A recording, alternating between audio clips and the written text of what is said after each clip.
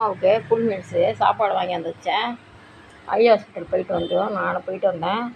இது வரைக்கும் வாழ்நாளில் பிரியாணி வாங்கினதே இல்லை. இன்றைக்கி வாங்கியிருக்கேன். ஏன் வாங்கினேன்னா தேனுக்கு சிக்கன் வாங்க முடியல, கண்ணில் சொட்டு மருந்து போட்ட கண்ணு தெரியலன்னு சொல்லிட்டு வாங்கினேன். அது வந்து என்னமோ ஒரு வாசனை வந்து வேவு பார்த்துட்டுருக்கே தவிர அது சிக்கனுன்னு பிரியாணின்னு கண்டுபிடிக்க முடியல. ஏன்னா நாங்கள் இது வரைக்கும் வாங்கினதே இல்லை கடை பிரியாணி. இப்போ தான் வாங்கியிருக்கோம்.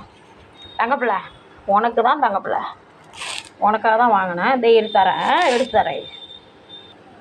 ஆக்சுவலி வந்து இது நம்ம எதிர் வீட்லேயே கடை.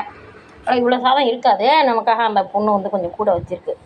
ஒரு லெக் பீஸ் வச்சு எடுத்துகிட்டு வந்தேன். தேனுக்காக தான் வாங்கினேன். ஏன்னா நான் கடை பிரியாணி வாங்கவும் மாட்டேன் எப்போதுமே. இது வரைக்கும் நான் வாங்கினது கிடையாது. தேனுக்காக வாங்கினேன். ஆரட்டம்மா சுடுதம்மா, சுடுது அம்மு, சுடுது ஆரட்டும் அம்மு. உனக்கு தான் எல்லாமே, உனக்காக தான் வாங்கினேன். காரை உதற பற்றியா?